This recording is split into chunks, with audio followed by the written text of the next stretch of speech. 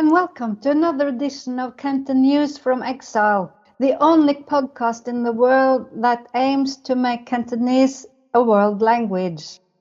Because it's a language. And not with me in the studio today, but calling in from sunny California is my ex-student and friend, Gregg. Gregg, what was your Cantonese name? Can you remember it? Yes, my full Cantonese name was Silok Dak, which was supposed to sound like my surname Schrader, but it doesn't. So my colleagues called me a Duck or Guaizai Duck. Oh yeah, Devil Boy Duck. Yes. That's a good name.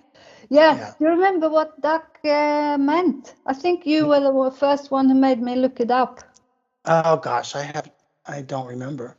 It was virtuous.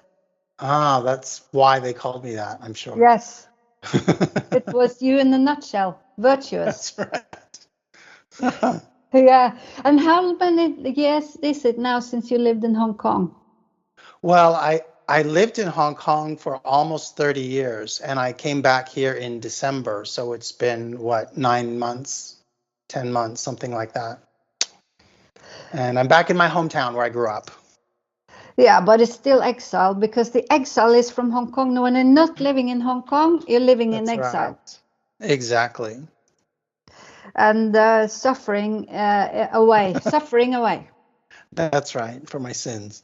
It's very populated, but it still feels like a small town because there's no big city around here. It's bedroom communities, pretty much.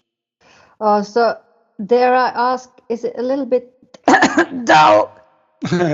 Well, it's a little bit dull, but it's really there's a lot to do. I mean, it's very different from Hong Kong, but I guess because it's a bit of an island as well, the communities are, have their own things to do. So I'm very interested in history.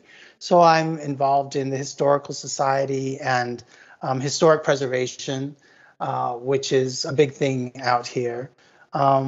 But yeah, it doesn't have the buzz that Hong Kong does. I look out my window on my street and I could look for an hour and nobody walks by. It's nothing like the vibrancy of Hong Kong. So, and I miss that a lot. And yum cha, no yum cha. No yum cha. Have I had yum cha? I went to a Chinese restaurant with a friend, a high school friend recently, and we had to ask for chopsticks. They didn't know what I was talking about. The guy who sat us and we came in and asked for a table, he was blonde and blue-eyed. It was just like shocking to me.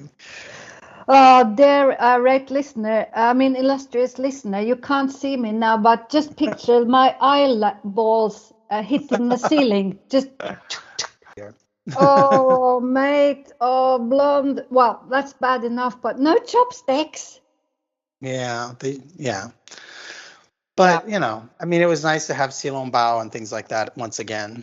You mean siu long bao? Yes, silong bao. That's right. Little basket bun. Little basket bun, silong bao. Yeah.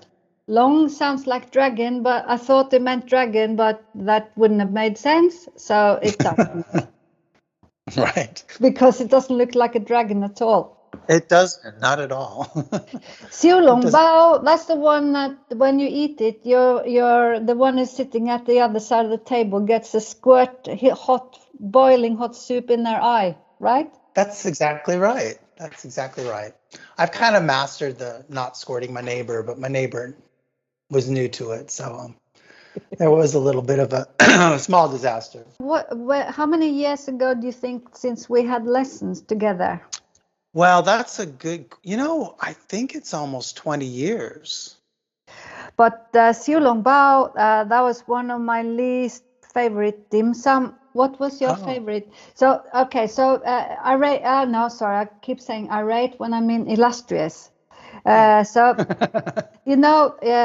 People think it's good to have dim sum, but Chinese people don't say that. They say hoi yam cha, which actually means go to drink tea.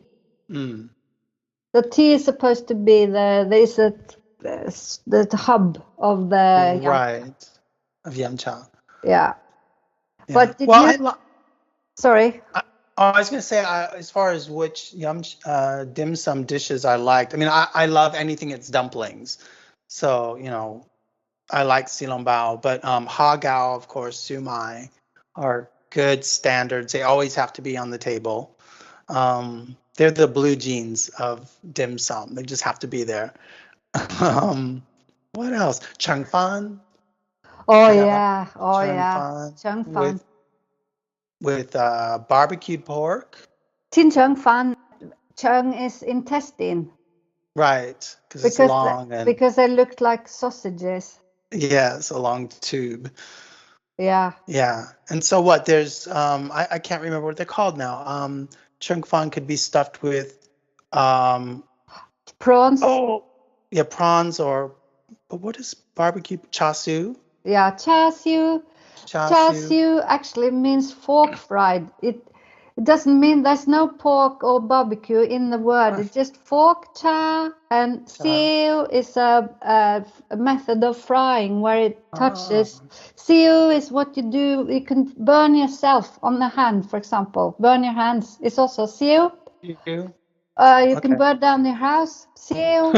So it's kind of frying where you come in contact with the flame, but on a fork. On a Char siu. fork. And ha gao, I'm so glad you said ha gao because a lot of people say cow and spell it cow, but it's Uh, G. ha gao. Yeah. Ha. Did you Ha. know that ha is also a verb? Prawn is a verb. It means to bully somebody. Oh, really? Oh, I hope I Yeah. never had anybody. Oh no, no, the contrary.